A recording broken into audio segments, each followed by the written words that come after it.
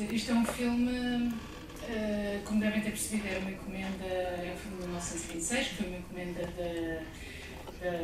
da Gostorg, que era a agência do Estado para a importação e exportação, e basicamente o que eu vejo aqui o Vertov a fazer é percorrer, fazer uma espécie de um mosaico,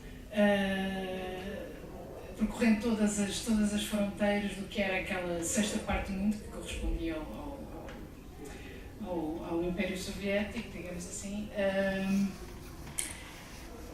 na expectativa de,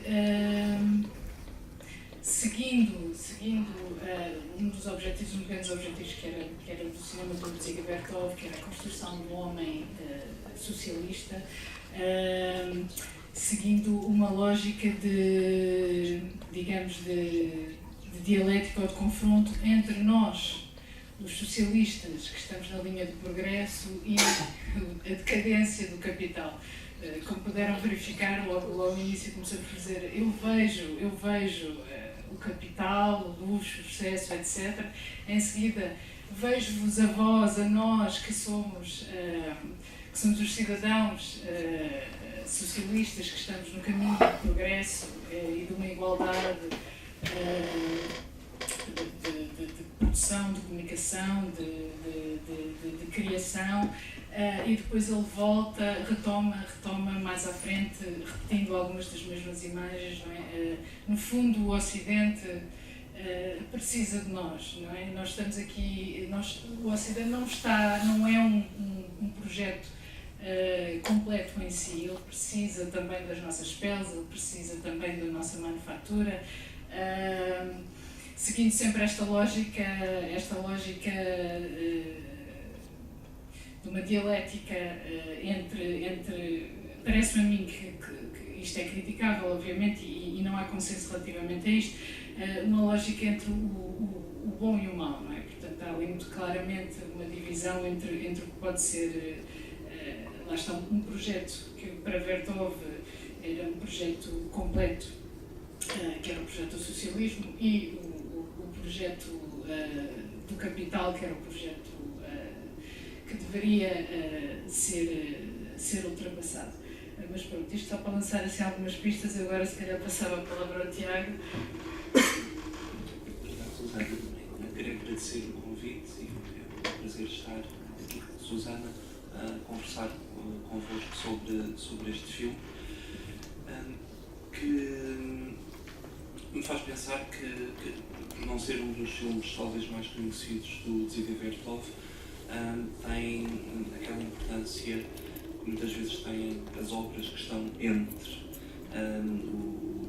e que nos ajudam a não serem claramente uma coisa nem outra, ajudam-nos a perceber claramente um grande conjunto de coisas. E este filme, para mim, está entre dois pares de coisas. O primeiro par de coisas são os filmes, obviamente. Dziga Vertov tinha feito antes, nos anos 20, uma série de kinopravdas, portanto jornais de atualidades reutilizando imagens de arquivo, e vem depois disso e vem antes de uma série de filmes muito conhecidos, como O Homem da Câmara de Filmar, O Entusiasmo, As Três Canções sobre Lenin, que depois também estes dois últimos já sonoros. E é um filme que, historicamente, em 26, imagino que tenha sido rodado um pouco antes, mas já depois da morte de Lenin, está entre a nova política económica de Lenin e antes do primeiro plano quinquenal e do início da coletivização e da nacionalização de alguns setores estratégicos da economia soviética. Bom, antes de estudar cinema, fui aluno de história, ainda me lembro destas coisas.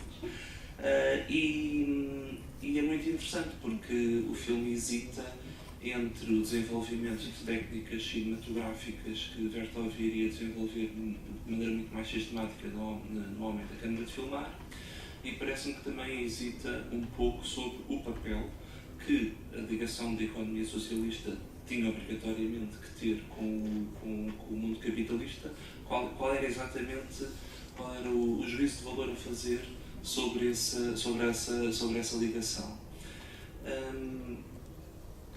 Mas, para mim, o filme também evoca um conjunto de reflexões sobre a questão da montagem, que era muito importante no contexto da chamada escola soviética, a montagem que foi teorizada por muitos destes realizadores, que também eram professores de cinema, que também eram autores de livros sobre montagem. Portanto, a teoria da montagem foi sempre acompanhada da prática da montagem, ou vice-versa. E o Sergei Eisenstein, por exemplo, dizia que para um realizador soviético, Eisenstein parafraseando uma ideia célebre de Marx, que dizia que, falando de cinema e de montagem, que a investigação da verdade deve ser ela própria verdadeira. Ou seja, que o cinema e a montagem cinematográfica não se deveria limitar a ilustrar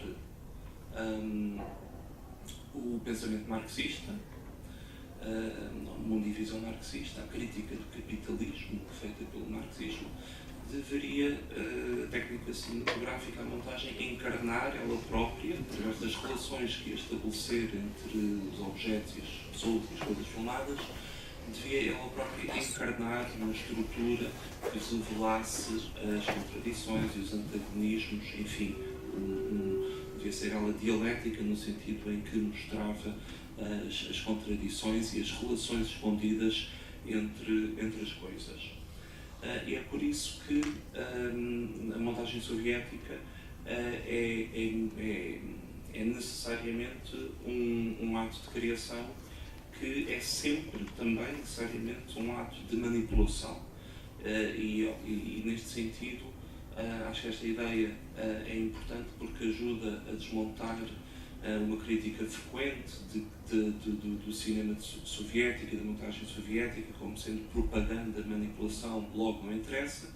Creio que, pelo contrário, Vertov e Eisenstein ajudam a mostrar que não existe cinema sem montagem, logo não existe cinema sem manipulação da realidade. Importa é mobilizar a técnica cinematográfica para, lá está, nesta perspectiva, para a mundivisão marxista de crítica do capitalismo. Como já disse, era uma crítica um bocadinho esquizofrénica que Vertov quer fazer, mas não quer fazer completamente, percebendo o que é importante trazer do capitalismo para alavancar o socialismo, por mais paradoxal que essa posição pudesse ser. E assim, a última ideia que eu gostava de deixar para já é que duas ideias são talvez que a montagem soviética é também sempre necessariamente pedagógica, é sempre um ato pedagógico. E como a Susana disse, esta interlocução direta do espectador, vocês neste auditório, existe uma tentativa de chegar diretamente às pessoas, não só através desta interlocução, que já é muito, porque quebra uma regra de ouro do cinema de Hollywood, que é reconhecer a presença do espectador que está a ver o filme, e pelo contrário, o espectador é recordado do seu lugar enquanto espectador que está a ver um filme que foi produzido por alguém com determinada intenção, e é sublinhado muito fortemente através de certas técnicas de montagem que aquilo que o espectador está a ver não é uma visão transparente da realidade, é uma visão construída da realidade. E nesse sentido, eu diria que na montagem soviética acontece sempre um pouco que o espectador não só aprende um pouco sobre marxismo, sobre crítica do capitalismo, mas aprende também um pouco sobre cinema, sobre como é que funciona a montagem, sobre o que é que resulta deste mecanismo básico, que é meter em relação dois planos diferentes. Esse é o cerne da montagem, colocar em relação dois planos diferentes, afastados, tanto em termos de forma ou de conteúdo, e estabelecer um novo sentido através dessa relação entre dois planos. Pode ser a tal terceira ideia que nasce da relação entre duas ideias. Isto para dizer, para acabar com a fetichização da mercadoria, que é uma coisa que o Vertov vai fazer muito mais na câmara de filmar, que é mostrar que utilizar a montagem para explicar ao espectador qual é o seu lugar no mundo e na sociedade socialista em particular, e para isso ele precisa de mostrar quais são as relações de poder que existem entre as coisas e as pessoas. Portanto, isso é o cerne de um dos cernes do pensamento marxista, esta ideia de que, ao contrário do que diz o capitalismo, não existem relações entre coisas, entre mercadorias, existem por trás destas relações relações de produção entre quem produziu e quem vende e quem compra certas mercadorias. Portanto, ao mostrar não só qual é o lugar das pessoas na sociedade socialista, mas também ao mostrar de onde é que vêm as coisas, como é que são produzidas, como é que são vendidas, o Dziga Vertov acaba por contribuir para desmontar esta, a palavra portuguesa, para quem prefira dizer a feiticização das mercadorias ou das coisas produzidas. Eu se calhar só para ir ao encontro daquilo que referias relativamente à montagem vertoviana, digamos, só sublinhar que o Vertov insistia muito no facto de que o material fílmico tinha que ser era sempre autêntico, ou seja, ele não manipulava a imagem, manipulava a organização das imagens. E na altura da recepção deste filme ele foi muito criticado, inclusive por alguns proeminentes intelectuais, como o Shklovsky na altura, que dizia que estes filmes de atualidades deveriam seguir uma regra de cronológica, de nomeação correta das coisas, e na verdade o que ele fez foi reorganizar o material fílmico para chegar digamos, aquilo que dizíamos, esta mundivisão do mundo comunista. Portanto, isto para ele era muito importante. Tratava-se, no fundo, sempre de respeitar, digamos, que uma verdade qualquer ontológica da imagem, mas depois, estruturalmente, trabalhar a combinação destas imagens.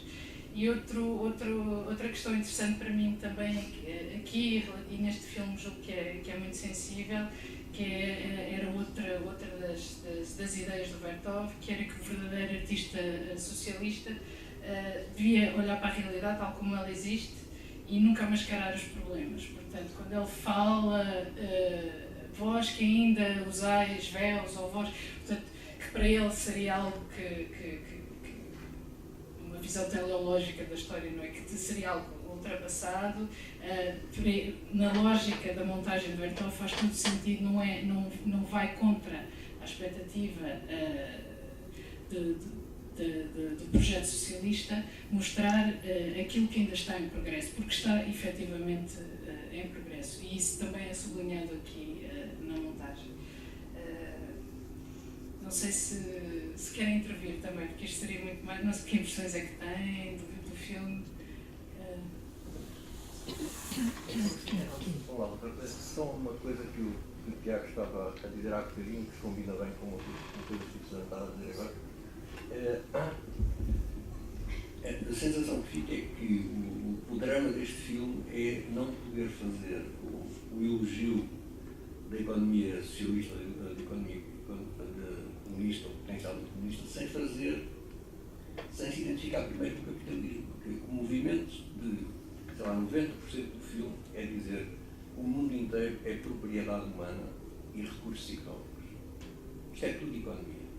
É tudo material para produção, material de esquilos, renas, o báltico, é tudo recursos.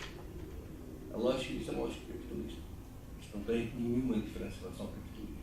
Portanto, a armadilha do filme é ele não apenas defender a necessidade da troca com o capitalismo, como se o capitalismo tivesse, contra a sua própria vontade, a ajudar a construir o comunismo, mas na linha mais perversa é acabar por mostrar o comunismo como uma estrutura que é, na sua visão do mundo, é no limite capitalista. Isto é, tudo é, e é muito interessante porque o Báltico, as imagens do mar selvagem, do mar congelado, acabam nas barragens, na água completamente canalizada para sistemas de produção de energia, completamente humanizada e totalmente teleológica, no sentido que é só para fins sociais. Uma energia é uma água totalmente dominada pelos seres humanos. Essa lógica é uma lógica que nós hoje diríamos economicista, uma coisa economicista. E, portanto, aqui ele responde bem à encomenda, porque a encomenda vem de um órgão que quer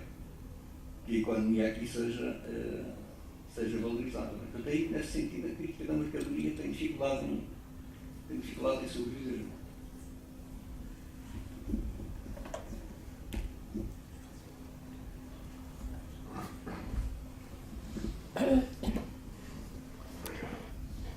Primeiro queria fazer uma pergunta.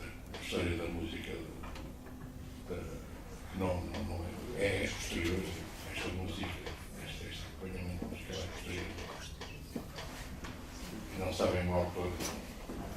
Cinematic Orchestra, eu acho que os mesmos que fazem o método de Gabriel, acho que eu não tenho a certeza, mas acho que é do Cinematic Orchestra mesmo, que eles fizeram vários, incluindo Closet Eye, como fizeram muito de quebra, creio que fizeram também para mas não tenho a certeza, pode ser algo minimalista, ou Emergence e coisas do género, mas não tenho a certeza, não tenho a dizer. Eu acho que era Cinematic, pelo menos o som parece.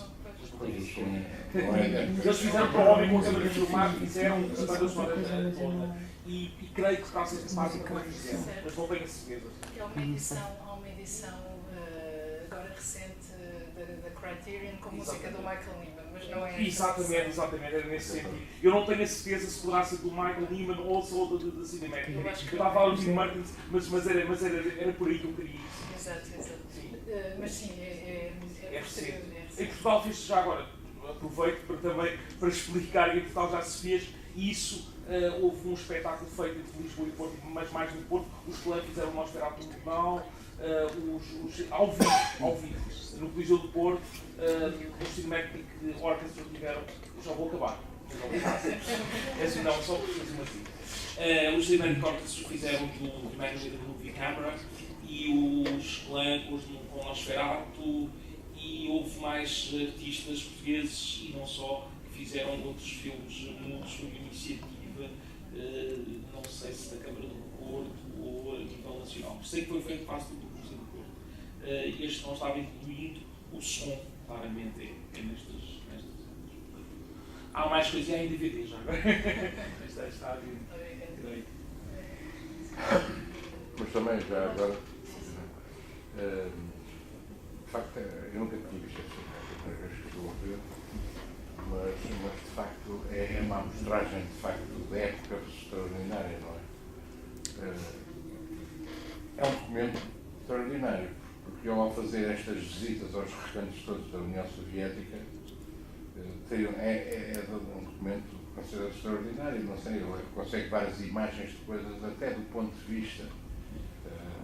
Apesar de haver contradição, que este senhor estava a falar, porque ela sempre existiu e vai continuar a existir, vai ser para a evolução, não é? Dos países comunistas e dos comunistas, se quisermos. Mas de facto este filme tem algumas características de visionamento, não é? Da realidade soviética, que é esta grandiosidade impossível. E todos nós já vimos algumas referências modernas da visão dos locais onde são feitos os filmes, não é? As Trundas, tudo isso, não é?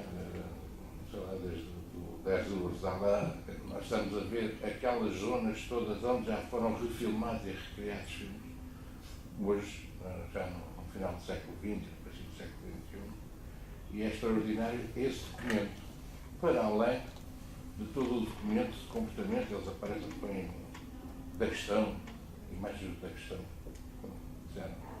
está completamente destruído pela guerra civil e tudo isso, é extraordinário. Esse documento, que é feito, obviamente, com uma atenção, dessa amostragem, a história da encomenda.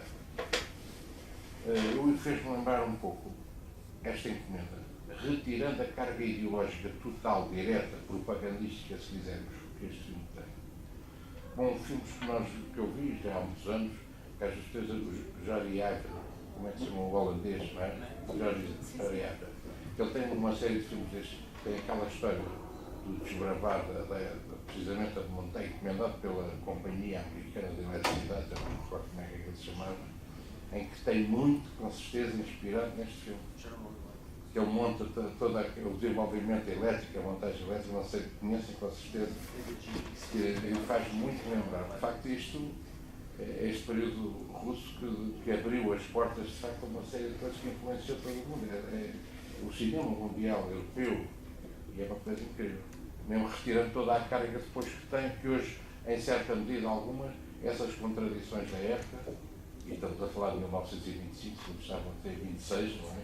Que é um período de grande oscilação dentro da União Soviética, não é? Pela morte do Lenin e pelas novas adaptações do Partido Comunista. E é interessante a amostragem salteada das coisas, a necessidade que ele tem de, em simultâneo, mostrar a parte do desenvolvimento da transformação económica, desse desbravar o levantado do véu, não é? A escrita, do acesso a toda a gente, ainda aqueles rituais violentíssimos e tal, que ele de alguma forma mostra com frieza. Ele não é uma mostragem física, é uma realidade que existe, a sacrificar a Deus. Mas ao mesmo tempo ele tem necessidade de dar uma amostragem da nova política. Não é? Uma obrigatória, o retrato do Lenin, que tinha acabado de morrer antes, não é? E as visitas ao museu e aquela coisa toda. Parece uma intervenção, por acaso, de alguém que eu não sei se é identificado no meio daquilo tudo, aparece lá alguém a fazer um discurso, não sei. Parece a Rosa Luxemburgo. Não era a Rosa Luxemburgo. Não era um homem, mas era um homem. Eu estava a falar da outra senhora que aparece. Havia a senhora. A Rosa Luxemburgo já tinha morrido. Já tinha morrido essa altura. Ela mais de 16 anos. 19. Mas é interessante o que eu queria levantar era precisamente, por um lado, há uma referência incrível, não é? Depois o que é reposto numa série de filmes que a gente já viu e ao longo de várias gerações, e por outro lado há um recuo sistemático a uma linha orientadora, que é a orientadora de propaganda política, que é o que disse ali, e muito bem, não é? Digamos que a intenção era claramente essa. Da montagem, isso aí já não meto, sem falar da técnica, que eu já não percebo, mas evidentemente nós estamos mesmo a perceber-nos da coisa, não é? Aliás, mas também não é só lá, a montagem, não é? Também o outro lado, aliás, foi copiar, não é? Também o fascismo foi copiar muita coisa às montagens feitas lá nas pelos soviéticos. Eu não sei se posso intervir. Eu não sei se, já agora, mandar mais Jorge Carvalho, boa tarde, muito obrigado pela apresentação. Eu não sei se concordo muito com a ideia de contradição, porque se o capitalismo tem que ver com relações de poder e com o domínio do homem sobre o homem, ou a opressão do homem sobre o homem, o que o socialismo vai fazer basicamente é dizer, é ser materialista, não é? A parte da economia ela está sempre presente, inevitavelmente. Acho que a relação não é a mesma, a relação de poder não é a mesma, a relação de trabalho não é a mesma. Podemos discutir, obviamente, a questão dos totalitarismos e das metanarrativas do século XX, isso é outra conversa, é uma conversa sobre história mais do que outra coisa, mas a propaganda existia e eu acho que o filme tem uma componente heroica, quase uma componente poética heroica.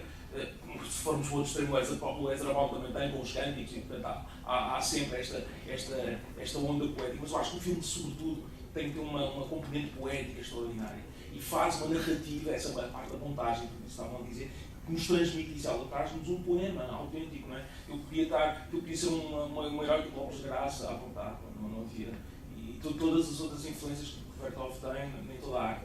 E isto para dizer o seguinte, eu queria dar os parabéns às curadoras desta exposição, porque no fundo, esta parte do mundo, o facto de darem um nome à primeira exposição deste ciclo, com esta componente, com este mosaico, como disseram muito bem, é um espelho claro do que é esta exposição. E é um diálogo imenso com aquilo que nós temos neste museu, não é o que eu digo.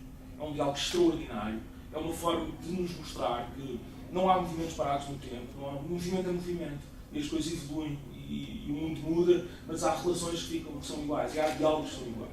E o diálogo das camadas populares com as camadas eruditas, ou do poder do capital sobre o poder popular, todos esses diálogos mantêm-se de outras formas, de outra natureza. E a arte contemporânea pode nos ajudar a compreender isso. O Vertov é um artista de vanguarda ainda hoje. Há muito poucos realizadores que se... O Francis Ford Coppola tentou fazer com aqueles filmes, o contrário, aqueles nomes esquisitos, aqueles 3 filmes também nesta dinâmica que os nomes. Agora não me lembro, são muito esquisitos. Foi o Coppola e foram mais 2 realizadores, são 3 filmes. Tentaram fazer isso. O Vertov continua a ser extraordinariamente belo e atual. A forma de montagem dele, o Kubrick dizia sempre que tinha que haver sempre alguém para montar, exceto ele é que montava os filmes dele, acho que ele é que montava os filmes dele, não tinha paciência para... Não queria que ninguém montasse os filmes dele, mas devia haver um montador, e isso era fundamental. E o Vertov explica que isso é muito difícil, alguém vir de fora para montar os nossos filmes, porque a visão que nós damos é uma visão muito clara. Isto para não, agora perdi um bocadinho, mas vou voltar à questão da sexta parte do mundo e da exposição aqui. Há aqui uma peça que fica clara, que é a peça do André Guedes, que é muito mais estridente, é muito mais visível, mas eu acho que há uma obra nesta exposição toda que perde, muitas vezes o público não nota tanto, não tem paciência, que é o filme de Marcelo Félix. E o filme de Marcelo Félix vai buscar exatamente coisas fundamentais nesse diálogo do tempo entre aquilo que é esta realidade que o Vertov nos tenta trazer, mesmo em forma de propaganda, e a realidade que nós temos hoje, aquelas imagens da estação de comboio, etc., em que ele nos mostra esse movimento claro das camadas populares. E isso é fundamental. E é esse diálogo que existe ali mesmo dentro daquela sala, com o Paco Luís Filipe, e o diálogo que existe com a bandeira da Maria Trabulo, e depois voltamos ao André Guedes, e vamos então para outra imagem ainda do Nicolai Neto. Portanto, toda esta exposição, toda esta linha de programação, este diálogo constante, e os contrastes imensos que ela traz, são uma forma de trazer ao neorrealismo a sua vida e dizer assim: não estás morto, está tudo bem connosco, nós continuamos a gostar muito uns dos outros e, portanto, continuas aqui, Chiquinho da Silva, e são aqui estas coisas para te mostrar. Portanto, os meus parabéns às curadoras por terem tido essa audácia, essa inteligência, porque eu acho que esta exposição é fundamentalmente, já te passo lá para me responder e para dizer que eu estou errado, mas, assim, sobretudo, essa inteligência de mostrar através do mundo deste filme, através de inspirar no título deste filme. E acho que as próximas vamos ver, vai ser muito complicado. Acho que a primeira exposição é extraordinária, acho que vai ser difícil para vocês, portanto, é preciso muita coragem para fazer certamente a segunda exposição, mas tenho a certeza que vão conseguir e vão surpreender toda a gente que gostou já desta primeira exposição. E pronto, basicamente a gente não queria ficar mais tempo, não sei se fiz de entender, espero não ter sido muito complicado. Falei muito depressa que era para tentar dizer mais uma, não consigo. Eu sou a propaganda. Quer dizer, eu agradeço, e a Sandra acho que também, mas deram-nos esta oportunidade, lançaram-nos o rap de facto, fazer o tal diálogo entre aquilo que é o legado neorrealista e interpelar a partir do presente todo esse legado que pode ser explorado de muitas formas, de facto.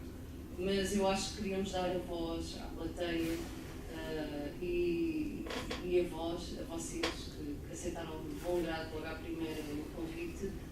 Queria apenas fazer aqui um apontamento relativamente também às questões breve da questão que passa perfeitamente ali do anti-imperialismo, da questão da escravidão, da questão do antipatriarcal, da questão da mulher. E isso são coisas que aparentemente hoje são tão presentes ainda, portanto, de outras formas, obviamente, mas de facto dão que pensar e que discutir e que polemizar até, se for o caso.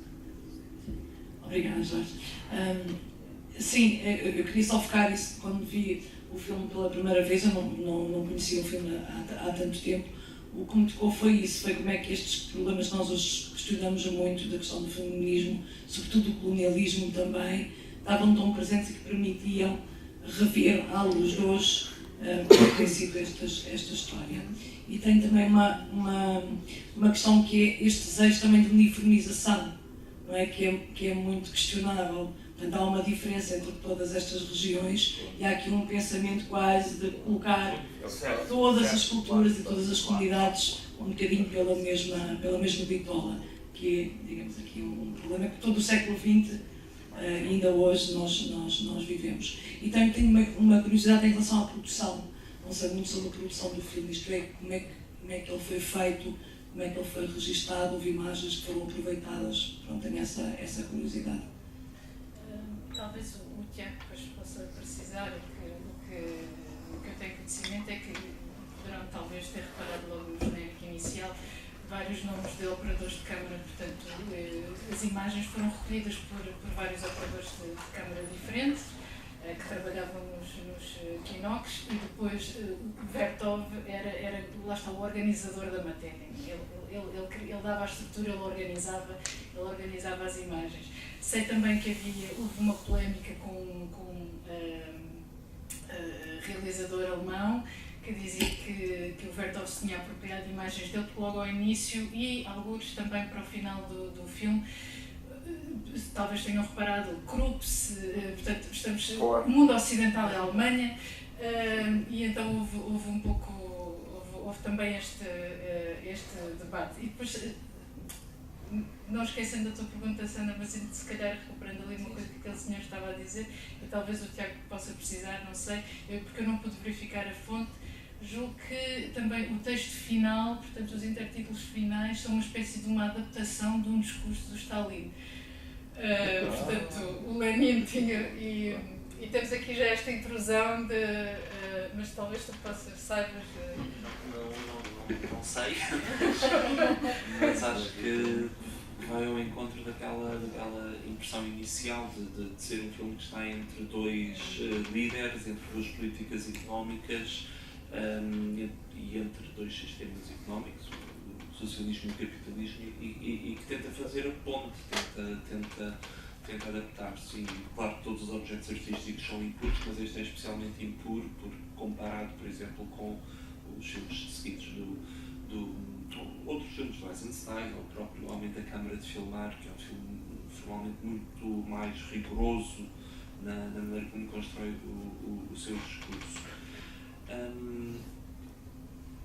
Ainda bem que o Jorge já se foi embora, que ele se calhar era isto que as curadoras queriam que a gente fizesse, que era fazer esta ligação brilhante que ele fez com as outras obras da exposição. Portanto, ainda bem que ele fez, que não seria capaz de o fazer de maneira tão boa. E acho que tem razão e faz muito sentido, e o mérito realmente lá está, desta outra ação de montagem, deste pôr em relação das curadoras deste conjunto de obras. A música é uma questão muito interessante, porque eu não sei se o Jorge estava há pouco a falar, devia ser do Koyaanisqan, sim, era esse conjunto de filmes, não é? Koyaanisqan, sim, etc. E a música deste filme, que eu não acho especialmente interessante, acho que a de Michael Nyman dizem as críticas que é ainda pior. Mas porquê? Isto é um juízo estético, porquê? Para mim, tem um ponto de vista muito concreto, é que trabalha contra o filme, que está construído entre estas oposições União Soviética, Ocidente-Alemanha, mas também depois no filme volta à Alemanha, porque ali é que estavam trabalhadores que poderiam ser conquistados para a causa, não é? Portanto, fazia sentido lá voltar, já se tinha tentado ir lá antes, não é?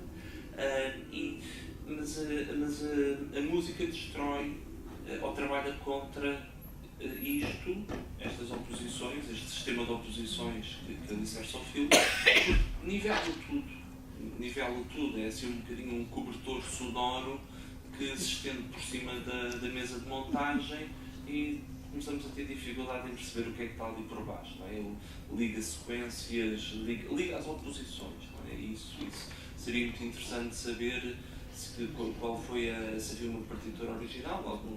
Alguns filmes do Eisenstein são conhecidas e foram reeditadas em DVD, mas para este caso realmente não sei o que teria sido. mas eu duvido que fosse uma coisa que trabalhasse de maneira tão manifesta contra a montagem. Porque lá está, esses filmes do Koyaanis Katsi, por exemplo, são filmes muito bonitos, mas onde também existe um pouco isto de que fala a Sandra, que é mostram-se sequências de filmes de compilação que mostram sequências do mesmo género, e mesmo que não mostrem coisas que sejam exatamente iguais, tudo se assemelha. Portanto, a montagem desses filmes serve para ilirir, para fingir que não existem diferenças. E aqui pelo contrário, aqui a montagem é uma cunha, não é? É uma farpa no olho que introduz diferenças grandes, ou tenta construir a percepção de diferenças grandes entre capitalismo e socialismo. E é aí que eu concordo e discordo do Gustavo com esta ideia de que, quer dizer, obviamente que não existe aqui ainda, não estava na ordem do dia, a questão da ecologia e da exploração da natureza, não é? Portanto, esta ideia de que o mundo existe para ser explorado, que é uma ideia quase iluminista, não é? Portanto, o mundo existe para ser explorado, é o ponto de partida, de facto, de capitalismo e socialismo. A pequena e grande diferença é o que se faz depois em termos de redistribuição da riqueza. Não é uma diferença assim, depois tão pequena quanto isso, tendo como ponto de partida, creio eu, esta grande semelhança sobre a exploração da natureza. Mas lá está, volta ao mesmo. Acho que é por isso que o filme é interessante, por ter estas contradições e estas tensões, e por não ter tudo bem resolvido, claro. Acho que isso é o que torna o filme muito, muito interessante. Eu gostava só de dizer uma coisa. Nós agora temos, na EFA não existia obviamente, não é? E muitas preocupações nas futuras, mas por acaso, para mim, talvez revele uma coisa, que é o próprio cinema, o pouco cinema que eu conheci da época soviética, bastante posteriorista, o que faz é aquilo que falou ali, que é verdade, quer dizer, quando é abordada a questão da escravatura, do egoísmo do terceiro mundo, é uma coisa claramente do início da Revolução Soviética. E que depois o próprio cinema e a própria política ao longo dos anos, tudo isso é muito metido, é muito ensacado, vai desaparecendo, não é? No seguimento. E é interessante ver esta liberdade, apesar de tudo, apesar de ser um filme propagandístico, claro, encomendado. Ter lá esse pormenor daquilo ser escrito lá por Stalin, que estava a iniciação, ou seja, no topo do poder, já lá estava. Mas é interessante que há uma liberdade, de facto, sente-se aí, que depois, parece-me a mim, vocês sabem isso, que vai desaparecendo. E, portanto, essa revelação que ele põe da libertação da mulher e tudo isso, que depois, mais tarde, entra como um fenómeno só puramente teórico, não é? E ali, numa primeira época em que há aquelas disparidades todas que continuam, a gente está a ver este filme, e estamos a ver no Cáucaso e não sei o quê, elas ainda continuam com o véu e, enfim, a forma de exploração, digamos, continua assim, mas há, de facto, ali alguma influência de alguma coisa para além, se calhar da Colonteia ou de alguém daquela época, que depois vai morrendo. E é interessante isto expressar-se aqui neste filme e que se expressa naqueles filmes do Eisenstein, que é o que a gente conhece melhor, ou pelo menos é o que eu conheço melhor, evidentemente, e que eu e aqui alguns dos presentes vimos aquilo clandestinamente e tal, até aqui em Vila Franca. Mas é interessante ver essa liberdade que depois se perde mesmo depois na parte artística e até, enfim, dentro do cinema soviético, ou cinema, se quiser, socialista em geral, não é? Dos outros países também. Estava aqui a rever, não me lembrava de qual era, se era o entusiasmo, se eram as 3 canções sobre Lenin, mas são as 3 canções sobre Lenin, causaram alguma controvérsia, porque nesse filme o Dziga Vertov quebrou uma regra não escrita, que era a da representação obrigatória do Stalin como o fiel discípulo desde sempre de Lenin. Portanto, o filme teve pouco tempo em exibição e depois foi remontado para, era um filme sobre Lenin, foi remontado para aumentar a presença e a importância do Stalin no filme. Em vez de retirar como era o filme, acrescentar. Um bocadinho mais. Compor a narrativa. Cortar. Eu gostava só de voltar a uma questão que o Tiago abordou e depois várias pessoas da plateia também abordaram, que era em relação à propaganda e à manipulação. Este filme, sim, mas sabemos que é propaganda. E isto parece-me que realmente é um tipo de crítica que deveríamos rever ou deveríamos ultrapassar e deveríamos perceber onde é que ela tem a sua origem. Porque, sim, é propaganda, como tudo é. Também aquilo que diz não ser. Também é uma forma de propaganda. E esta ideia de... a própria arte de vanguarda russa, já para não ir para a arte do realismo socialista, sempre pugnou por uma união da estética e da política. E o problema foi precisamente esse, foi entrarem num campo que era ele próprio político. O que uma historiografia da arte ocidental reconhece na vanguarda russa, que não reconhece no realismo socialista, é um experimentalismo formal que depois deixa de existir no realismo socialista. Mas que a união entre estética e política teve sempre presente, que não só no realismo socialista, também na vanguarda.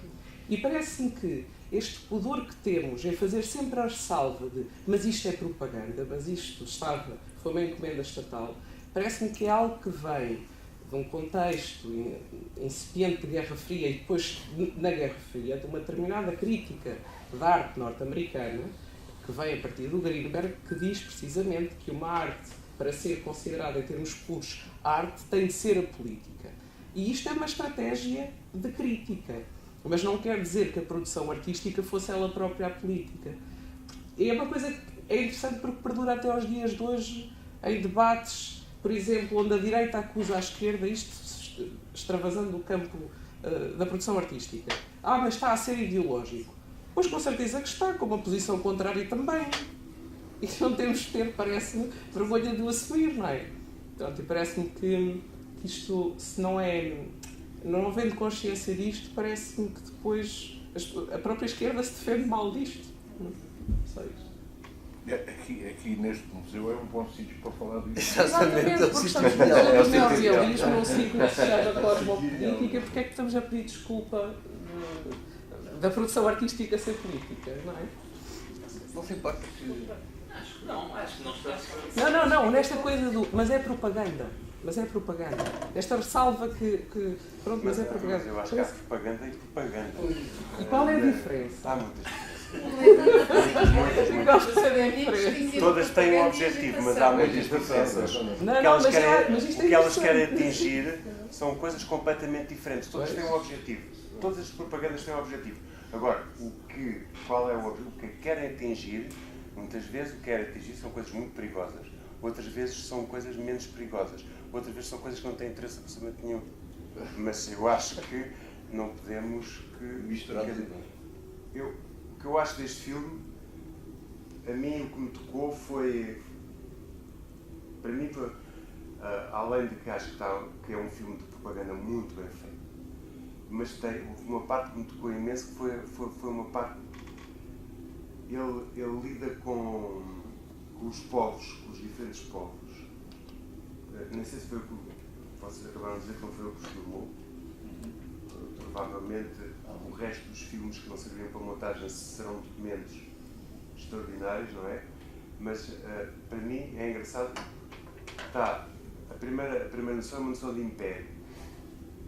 Independentemente da Revolução Russa, eles continuam a tratar todo o território russo como se fosse um império. Não? Tem vários povos. Tem aqueles local, depois tem os outros.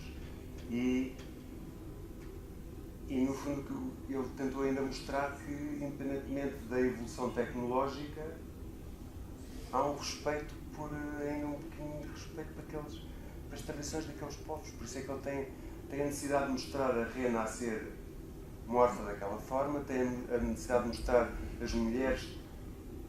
Já havia um desenvolvimento tecnológico, mas ele tem a necessidade de mostrar as mulheres a apanharem a lã à mão e a recuar. E se não for os capatazes são homens. Os capatazes são homens. Eu não vi ali nenhuma defesa da... Estavam 2 capatazes. Sim, mas não há. Mas é engraçado que eu acho que depois ele não faz de diferenciação entre religião, entre costumes, ele mistura tudo.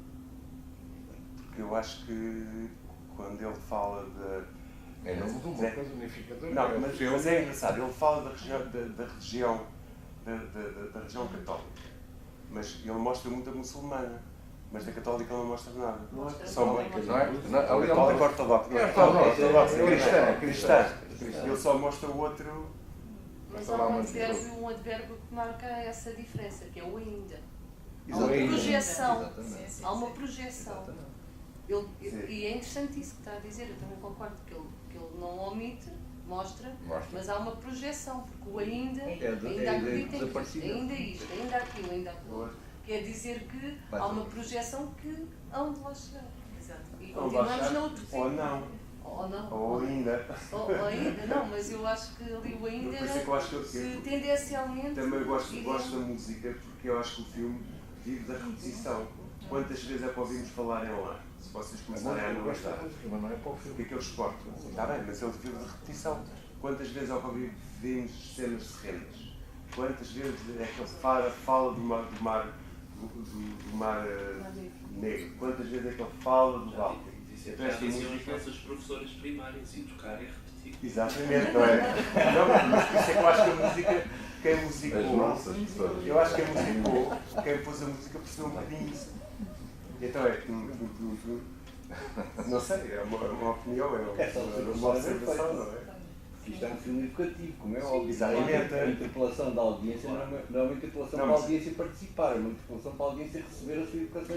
E daí o ainda, porque isto é mobilizador para a ação. Para qualquer filme, é mobilizador para a ação. Mas o ainda é uma palavra que é um bocado... É no sentido do século XIX do progresso. Quer dizer, é o progresso. Isto vai desaparecer, mas ainda não desapareceu. Isto vai desaparecer porque o comunismo vai dar cabo disto, mas ainda não desapareceu, ainda há pessoas agarradas a isto, coitado. Mas não é uma coisa... ainda há, porque é que há? Claro, essa é a questão que qualquer espectador pode colocar. Essa é a questão que qualquer espectador pode colocar, mas não é a questão que o filme para abrir. O filme foi feito em 25, repara. A gente pergunta, essa pergunta está a dizer é de hoje. Porquê é que ainda há? Mas nós estamos a assistir aqui, não é? Mas em 25 também havia. O Stalin já mandou não sei quantas igrejas abaixo e outros templos. E agora muitos deles já estão reconstruídos. Tu vais numa pintura do Da Vinci e é século quê? Então, 15, não é? Sim.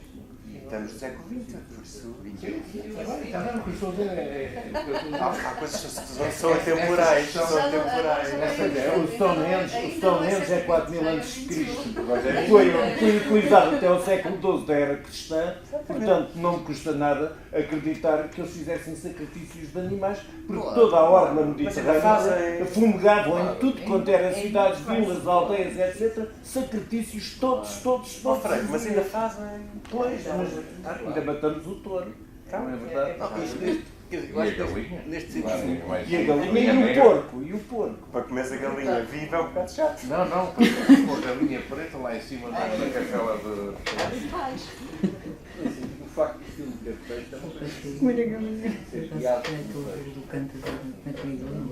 vai criando no espectador o fio de leitura das próprias imagens. Mais ordinário, não é? As imagens são mas já dá-nos aqui agora. Nesse sentido é que eu falava de um filme de encomenda. Ele é um filme de encomenda, que obedece a uma encomenda, não é porque ele seja o único exemplo. Mas isto é uma crítica até maior, por exemplo, às vezes até em folhas da Cinemateca, não é? Quando são filmes, já não digo porque os filmes de vanguarda são aceitos pela historiografia ocidental, não é? Porque entram no cânon.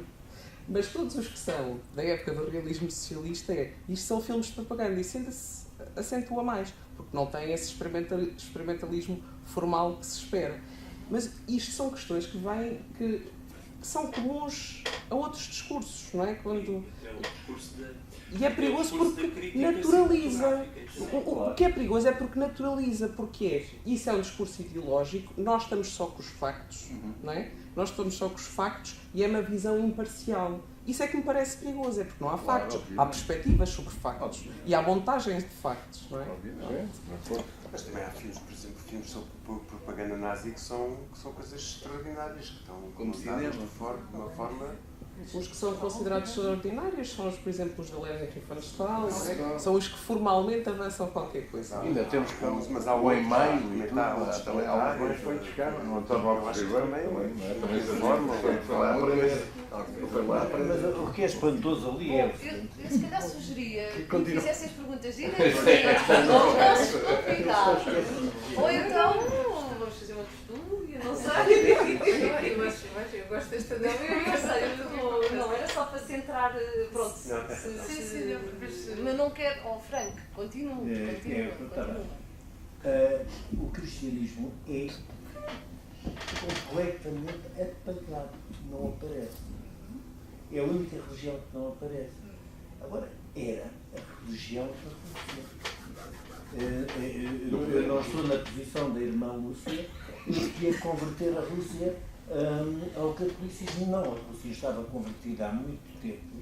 E a base, quer dizer, eles consideravam-se o máximo. Só faltava Cristo ter nascido ali. Por acaso não nasceu, mas eles eram os mais cristãos de todos. E hoje são, quando apareceram as meninas a fazer o bailado na igreja, elas foram imediatamente e inexoravelmente para a prisão. Porque eles são muito mais... E com o apoio de todos. Imediatamente acabou a censura do Estado Soviético, imediatamente o cristianismo veio de cima. Entrou a igreja veio de cima. Quer dizer, agora, de 1917 para 1926, a diferença era tão grande que o cristianismo tinha sido completamente aniquilado. Não, eles é que apagaram. O som foi apagado. Quer dizer, pronto. Do filme, que quer dizer, ao contrário do que poderia ser a verdade, que quer dizer este assunto está resolvido, ainda há os resquícios de islamismo, vamos à tarefa seguinte. Portanto, este filme não é uma janela transparente sobre a realidade, de maneira nenhuma. Mas dá imagens de realidade fantásticas a tudo. O texto é conduz e esses cortes no texto na utilização. Mas eu creio que esta mundividência que é mostrada aqui, não conheço mais nada, eu não conheço, quer dizer, não estou a dizer que não há, porque eu não conheço pouco. Mas de facto há uma amostragem do país daquela dimensão, é uma coisa extraordinária. Até como documento. 180 milhões de pessoas e não sei 50 ou 80 línguas diferentes. Se calhar não filmam tudo. Só deslocarem-se em 26 de um lado para o outro, não. Ele lá filmou o avião logo à partida, tirado lá naquele avião. Estes filmes não se faziam, isto parece paradoxal que vou dizer, mas é mesmo assim, estes filmes não se fazem na rua, fazem-se na mesa de montagem, não é? Exato. A partir de imagens filmadas, muitas vezes por outras pessoas, como a Susana explicou, existe um rol de imagens, normalmente as originais, as captadas por ele, eram as pelo irmão, o Mikhail Kaufman, e estamos sempre a esquecer-nos, estes filmes são feitos na mesa de montagem, quando se relacionam os diferentes planos, e aí quem trabalhava era não só o Ziga Vertov, mas a sua colaboradora muito próxima e mulher, a montadora, Elizaveta Svilov. Isso é esquecemos sempre. Não há imagens de outras. Não há, por exemplo, as imagens estrangeiras que aparecem lá. Os jornais podem ter sido utilizadas de jornais de atualidade estrangeiros. Deve ser. A palavra-chave é montagem e reutilização ou reapropriação. Se calhar, imagina, isto é frequentíssimo. imagens que podiam ser de um comício anti-bolchevique, que aqui são utilizadas para dizer que era o contrário, que eram uma manifestação no estrangeiro de apoio à União Soviética. Entre nós, o Estado Novo estava sempre a fazer isso, com os jornais de atualidades e com os seus documentários. As imagens diziam sempre, mostravam, ou a narração e as imagens diziam sempre o oposto daquilo que se calhar queriam dizer, não é? Quando foram filmados.